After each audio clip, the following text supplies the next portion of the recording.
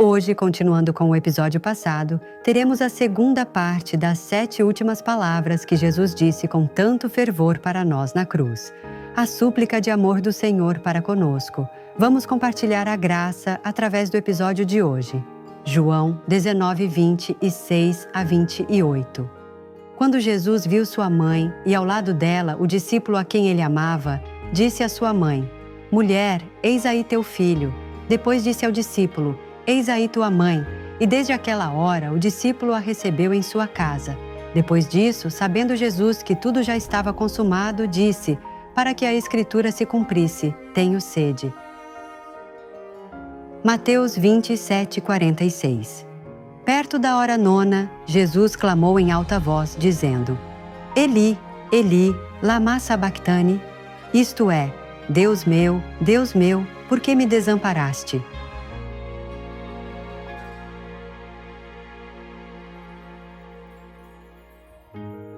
Nas 7 últimas palavras de Jesus, que veio a esta terra como Filho de Deus para completar a providência da salvação humana, há um significado espiritual muito profundo. Ao compreender claramente esse significado, podemos ser verdadeiros filhos de Deus. Desta vez vamos examinar a terceira, quarta e quinta dentre essas 7 últimas palavras. A terceira foi: Mulher, eis aí teu filho, eis aí tua mãe. A Virgem Maria serviu com muito cuidado, esmero e coração a Jesus. Porque quando o via, era como ver a Deus Pai que está nos céus. No entanto, ao observar Jesus ser executado cruelmente na cruz, era inevitável não se sentir desolada. Jesus, que conhecia mais que ninguém seu coração inquieto, chamou Maria, que estava de pé perto da cruz. Naquele momento, Jesus não a chamou de mãe, mas de mulher.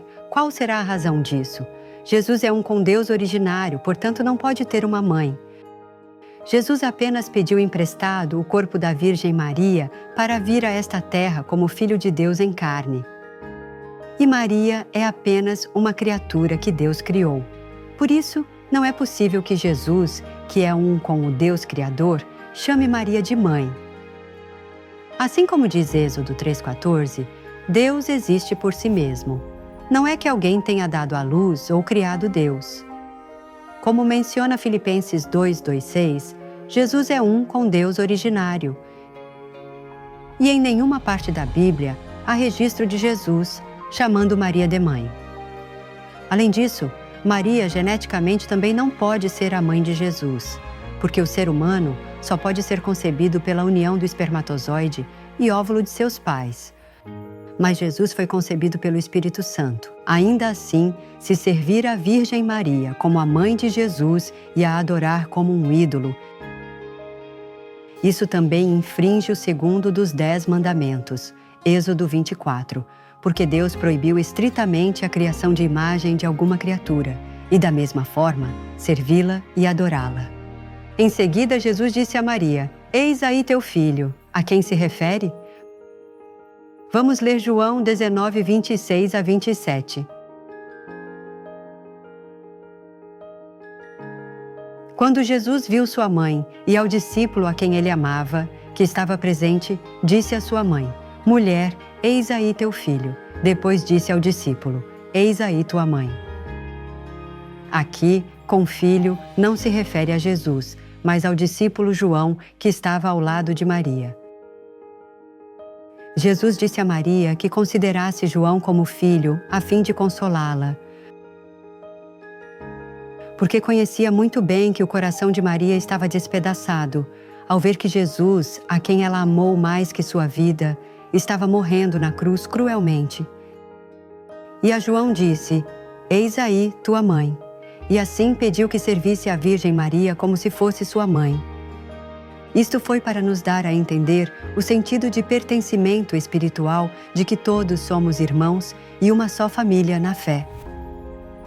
Mesmo sendo uma família unida por sangue nesta terra, se não creem no Senhor, não podem estar juntos eternamente, assim como assinala Mateus 12:50. Pois todo aquele que faz a vontade de meu Pai que está nos céus, esse é meu irmão, irmã e mãe. Swinga só os que praticam conforme a vontade de Deus são a verdadeira família que pode estar junta eternamente no céu. A quarta palavra foi Eli, Eli, lama sabachthani. Deus meu, por que me desamparaste? Os soldados romanos cruéis açoitaram tão severamente Jesus que seu corpo perdeu pedaços de carne e estava rasgado ao ponto que seus ossos se viam expostos. Assim foi crucificado e derramou água e sangue durante 6 horas. Que forças lhe teriam restado? Mesmo assim, Jesus clamou em alta voz: Eli, Eli, lama sabachthani.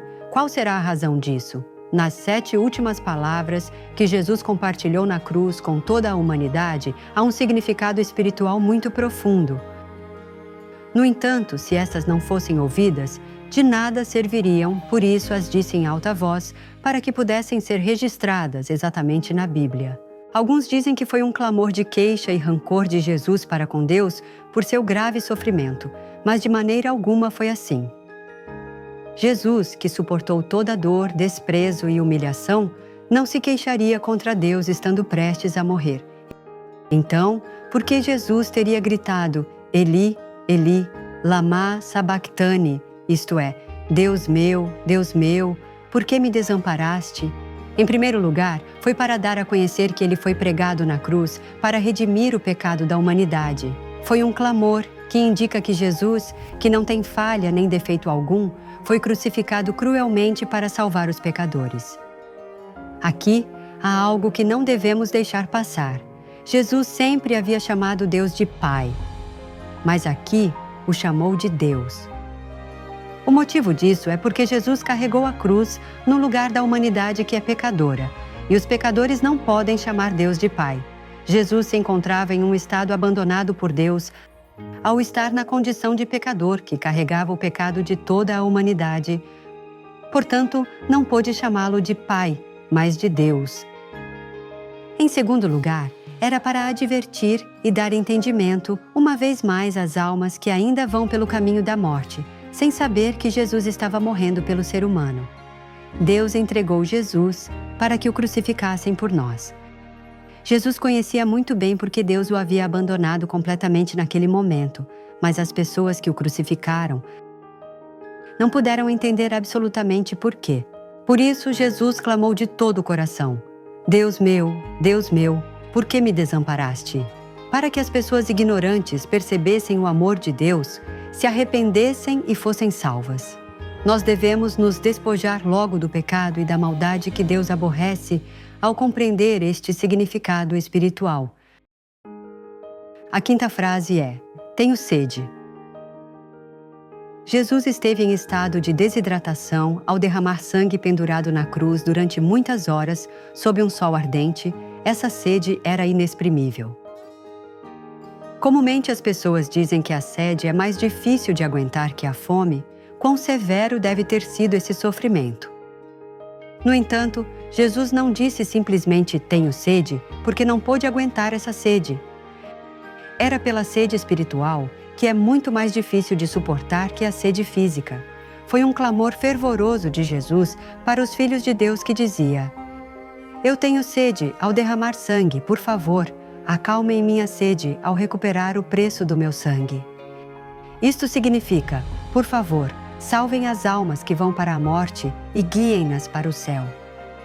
As pessoas que não conheciam de forma alguma este significado espiritual aproximaram de sua boca um hisopo com uma esponja embebida em vinagre, vinho azedo, quando Jesus disse: tenho sede.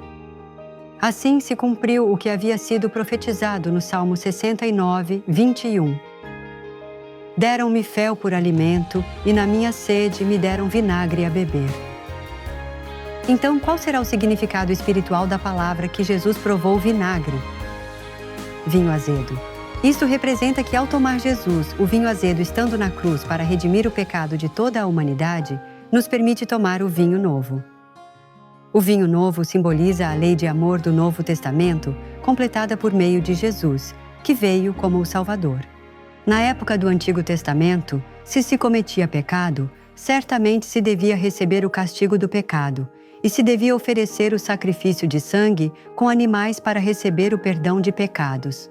No entanto, na época do Novo Testamento, Jesus mesmo se converteu em oferta expiatória e, ao morrer na cruz, redimiu toda a maldição da lei, ou seja, provou o vinho azedo por nós. Portanto, qualquer um que creia de coração no amor do Senhor e se arrependa de seus pecados, sinceramente, por essa fé, pode receber o perdão de todos os pecados. Essa é a providência de Deus, que fez com que Jesus tomasse o vinho azedo e que nós tomássemos o vinho novo. Mas o Senhor, mesmo agora que se passaram 2000 anos, diz continuamente que tem sede. Essa sede surgiu ao derramar sangue. E a razão pela qual Jesus teve que morrer derramando sangue foi para dar vida nova, redimindo nossos pecados. Nós, que fomos salvos pelo sangue dessa cruz, devemos logicamente recuperar o sangue de Jesus. O que acalma a sede e recupera o preço do sangue é salvar as almas que vão para a morte e guiá-las ao céu. Mesmo agora, numerosas pessoas vivem vagando neste mundo por não conhecerem o amor do Senhor. Oro para que vocês possam acalmar a sede do Senhor ao compartilhar a verdade com força para que eles possam alcançar a salvação. Permitam-me orar por vocês. Bom Pai Deus, Tu enviaste o Filho unigênito Jesus a esta terra por nós, e Ele morreu na cruz para redimir o pecado de toda a humanidade. Mas mesmo em meio a essa dor de morte, nos compartilhou Suas últimas palavras de todo o coração. Ajuda-nos a viver mais na luz e verdade ao gravar em nosso coração esses significados que há na palavra. E ajuda-nos a ser pessoas que difundem o Evangelho, sendo o aroma de Cristo no mundo ao recordar este clamor do Senhor na cruz. Te agradeço por essa grande graça e amor do Senhor. Oro em nome de nosso Senhor Jesus Cristo. Amém.